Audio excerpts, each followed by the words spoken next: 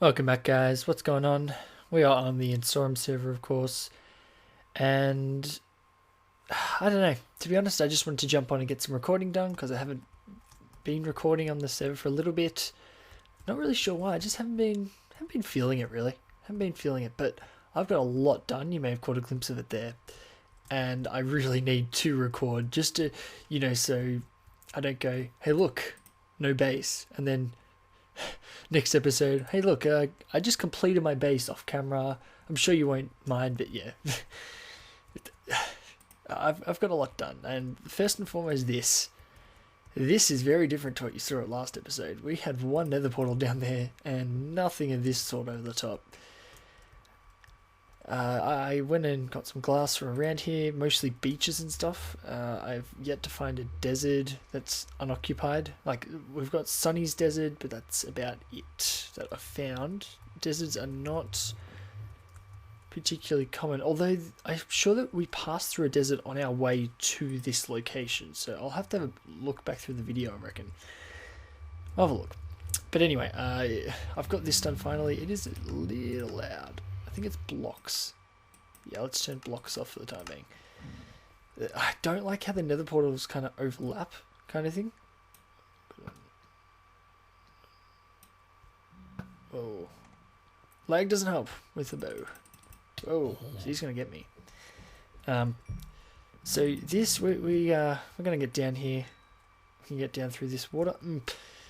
I don't like this design. If you have a better thing for this, I would like to see it, because I don't like kind of the color clash. It really clashes. I don't like it. And the birch didn't look good either, so I'm not sure. We'll hop down. We have pretty much completed the floor here. I like this floor. You can kind of blend it into other stuff. It's just a nice simple floor that I think looks fairly fancy. And we've got stairs leading down so we can access all the chests. Of course, there'll be chests in the middle here. See, normally I would go like click and to kind of point to stuff, but with him around, I don't want to. There's two of them.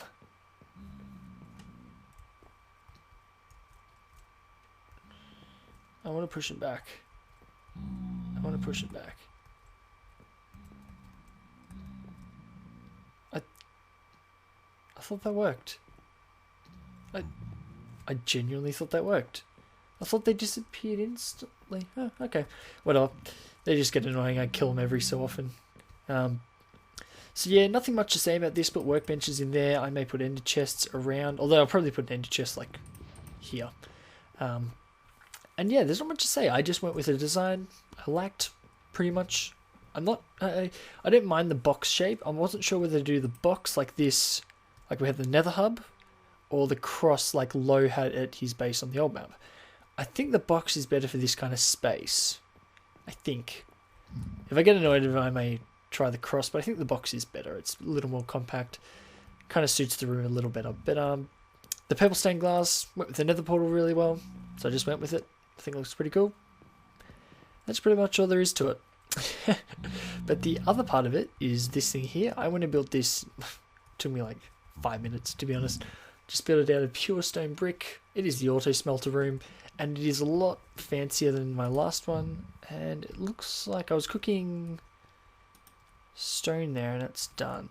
You can see, if we go a bit like this, you can see, I'll take it out, we've got hoppers that go along here to this chest. And yeah. Now basically what this is meant to do is that when this stuff stops cooking, it gets filtered out through the hopper, and this is the input chest to my automatic storage system. So basically anything I smelt will get automatically funneled straight into the system. Nice and simple, so completely automated. Just chuck the stuff in the furnace, or just chuck the stuff in the chest actually, and just let it go. So I've got two sides here for bulk smelting, and the individual smelters are so like, if I got a stack of iron or something that I can't really chuck in the bulk smelter, I can chuck it over here, or a stack of gold or stuff like that. Whereas this is more meant for sort of stone brick, nether brick it's also meant for, and sand, I guess. If I get a lot of sand, I'll chuck it in here as well. And this uses the coal blocks, as I've got there. And you can see we've got access to the back chests here where we can put... Oh, because we've got blocks turned off. Oh, right. So we can access the fuel thing here. It appears I'm missing hoppers here. I'll chuck them in eventually. And that's pretty much it. It's a pretty simple setup. I don't think there's anything too complex about it, to be honest. Was I cooking stuff in here? Yes, I was. I haven't hooked these up to the system yet because I ran out of hoppers, essentially. Ender chest will probably go here as well. So, what's in there to gold blocks? I just feel more wealthy if I have gold blocks. We'll just go bottom chest here. I'm just dumping all this stuff at the moment. Yeah, I'll sort it out eventually. So that's here. That is this room. This room will get done. The storage system will get done and printed up eventually when I have enough iron. I'm not sure what to do with the walls. Gives you suggestions. Not really sure what to go with yet. Because I'm not sure what will go nice with the checkerboard floor, to be honest. And this tunnel, I'm just kind of started. Interesting.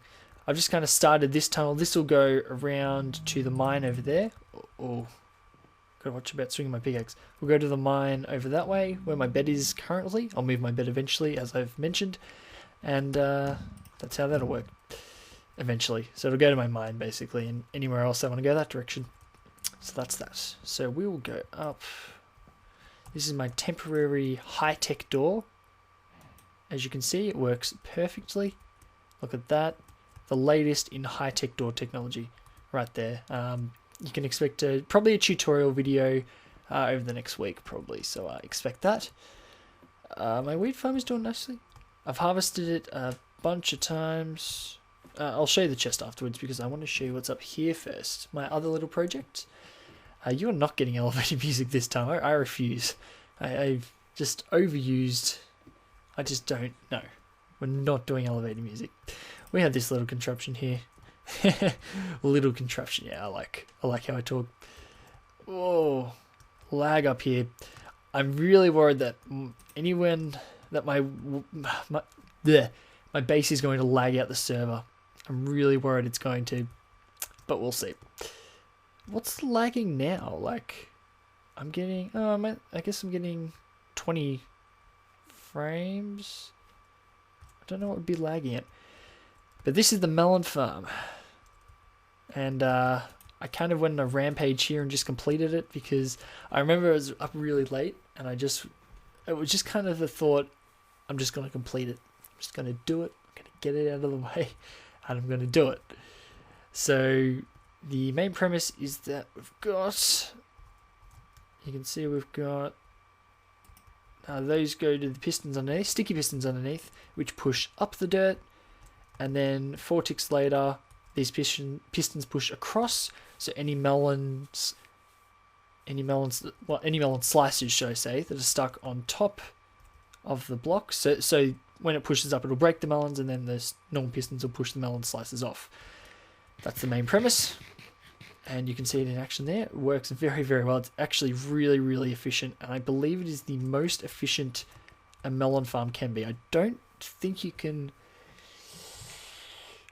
I think you can theoretically get more efficient if you drop away the melons and then push down on them. I think that's the only way you can get more efficient, but this is a lot easier and it's the way I chose to do it. So there you go. And the driving force behind it is this timer here. It's operating on a timer rather than a bud switch, which makes it even more efficient. It's ridiculously efficient, this thing. And this is the timer. It's an etho hopper timer, which is just the first guy to popularize it. And basically the items drain into this hopper and then drain back out of it. And then when this comparator turns off, I think, is it when it turned off? Yeah, when this comparator turns off, it deactivates this line here. This is just to keep the sticky piston extended to keep the redstone block over there for an extra 4 ticks. So this pulse can be long enough to actually activate this trigger. Basically, it's just a pulse, is all it is. Oops. It's I think it's a rising edge. Is it a rising edge? Yeah, it's a rising edge. So it activates when this redstone line turns on. It could be a falling edge, it doesn't actually matter. And that sends a 1 tick pulse to activate this thing, which is nice. Actually, it's not a 1 tick pulse, it's a 3 tick pulse. never mind. It's a 3 tick pulse. And that's the main premise of it. And it pushes up and pushes out down to the water stream. And basically, I am going to, if I leave this running for a while, I'm going to have more melon than I know what to do with. I've got so much melon already. I think I've had it running for not long, and I've already got a couple of stacks, I believe. If we have a look down here, what have we got? 2, 3, yeah, like 4.5 stacks of the stuff. So there's a lot. Whereas you compare to sugar canes, we've got 3 stacks. So melons have overtaken sugarcane already. So that kind of speaks volumes about its efficiency there. And that is all I've got done. Now, we can do a couple of things this episode. I half thinking we should do the lapis exchange now, but I'm also half thinking we should just do the pumpkin farm. However, I think the lapis exchange is infinitely more interesting, and I need to build something at spawn. I think Fairy Juice has at least 4 more buildings than me. So yeah, 4-0. So now Fairy's cool. He's been building a lot. He's really someone who wants to see our spawn really vibrant and a lot of buildings in it. And yeah, I commend him for that. And he's built a lot of buildings in it, which is good. It means, yeah, it's just what he wants to do. So actually, talking about Fairy Juice, he should be on soon. We've only got Zarin on.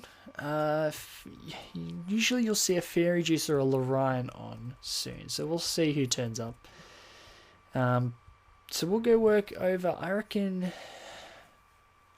you know what, I'm going to get some wood, because that's what we're going to build it out of, and I'll be back very soon.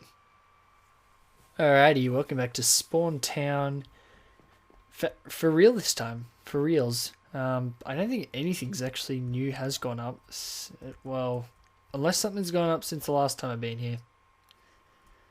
Am I able to sleep? I believe so. He may be at his mob system. I have a feeling he is at his mob system because I was chopping wood just before and there was no mobs. Hopefully there's a bit up here. Oh, yes there is. In. Nice. Fair enough. I'm not sure if Gardex is doing anything about the weird stuff that's been going around. You may have seen Lowe's video.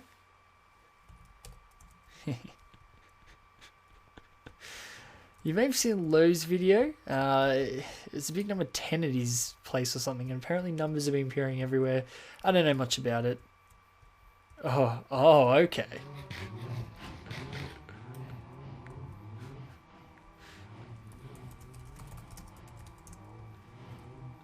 Fair enough.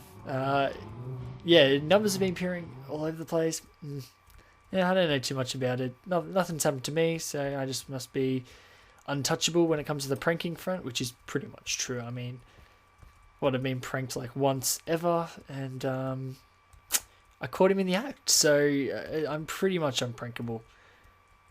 Yes, that is a challenge. Go ahead, prank away, people. If you're watching, prank away, I don't care. I'd rather someone actually come out and visit my base for once, because no one ever does. And I was lying. This is new. Under construction. Hello. Is there anything in here? No, what is this? I'm just trying to figure out whose building style it is. I'm not sure. This is new.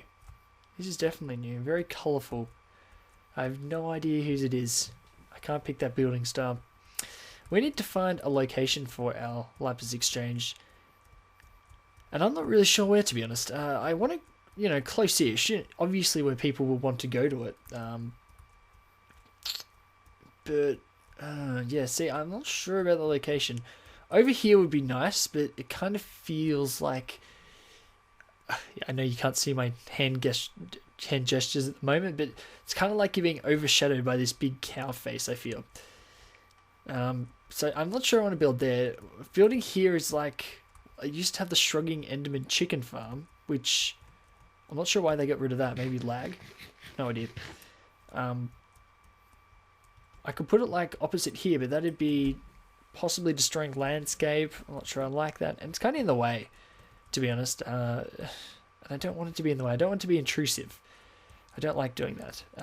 Oh, we could build it inside this shop. That would be the best, wouldn't it? That's a good idea. No, I already did that once.